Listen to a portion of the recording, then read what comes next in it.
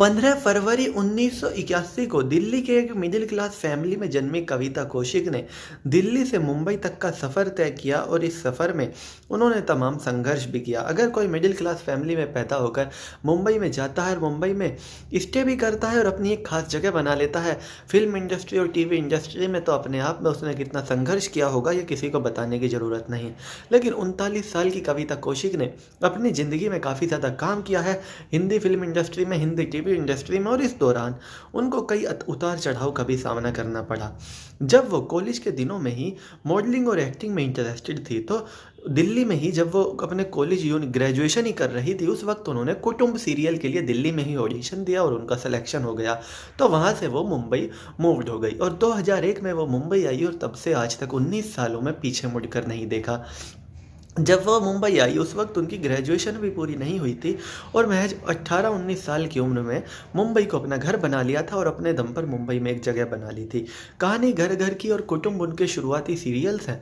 और शुरुआत में उनको तो साइड रोल या नेगेटिव रोल ही मिलते थे और वो उन्हीं में खुश थी क्योंकि कम से कम काम तो मिल रहा था। लेकिन 2006 में उनके करियर का सबसे बड़ा ब्रेक मिला उन्हें जब सीरियल FIR में मेन लीड के तौर पर उनको कास्ट किया गया और FIR में चंद्रमुखी चौटाला जो उनको कैरेक्टर मिला उसको उन्होंने कुछ इस कदर निभाया कि लोगों के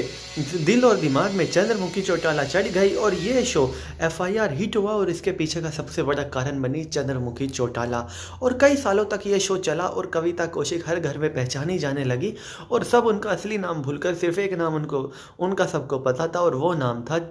चंद्रमुखी चौटाला। जिसके बाद बहुत लंबे वक्त के बाद जब इस शो से बाहर आई चंद्रमुखी चौटाला यानी कि कविता कौशिक, तो सब शायद उनका कविता कौशिक नाम तो भूल ही चुके थे, सब उनको चंद्रमुखी चौटाला के नाम से ही जानते थे। और इसके बाद उन्होंने बॉलीवुड की फिल्मों में भी काम किया, फिर से सीरियल में भी काम किया, लेकिन अब इस सब के बाद 19 साल के बाद वो फाइनली आ गई हैं बिग बॉस के घर में। वैसे तो बिग बॉस के घर के ऑफर उनको 2009-2010 से ही मिल रहे थे, लेकिन उस वक्त उन पर काम की भरमार थी और काम की वजह से, अपनी वर्क कमिटमेंट की वजह से वो कभी भी इस शो को हाँ नहीं कर पाई। लेकिन 11 साल बाद उन्होंने हाँ करा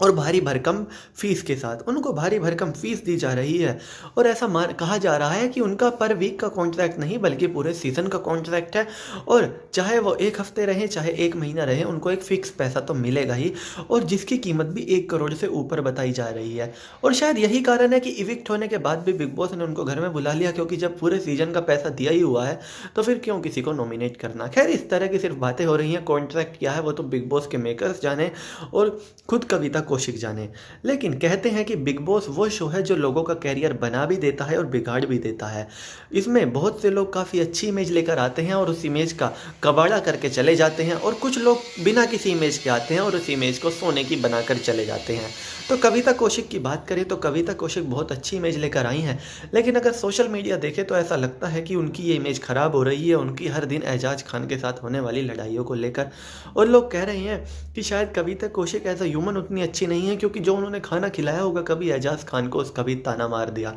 खैर, ये सब बातें जो भी हों, एक बात तो साफ है कि कविता कौशिक ने अपने करियर में संघर्ष किया, दिल्ली से रहकर मुंबई में बस जाना और मुंबई में लगातार 19 सालों तक एक मिडिल क्लास फैमिली से होते हुए भी काम मिलना और आज भी उनको काम मिल रहा है। ये दिखाता है कि कविता कौशिक में कितना टैलेंट है और अपने टैलेंट के दम पर कितने आगे तक आई हैं वो। वरना एक मिडिल क्लास फैमिली से कोई इतना आगे बढ़ने का शायद ही ख्वाब देख सके। ख्वाब तो बहुत लोग देखते हैं लेकिन वो मुकम्मल नहीं हो पाते और जिस तरह से इंडस्ट्री में आए दिन नेपोटिज्म बढ़ता जा रहा है, इस तरह के कलाकार मिडिल क्लास फैमिली से निकलना और भी मुश्किल होता जा रहा है। तो चलिए दोस्तों, मैं राहुल चौधरी फिलहाल इस वीडियो के लिए इतना ही। आगे भी इसी तरह की देश दुनिया बॉलीवुड और खेल की तमाम खबरों के लिए बने रहिए मेरे साथ। जय माता दी।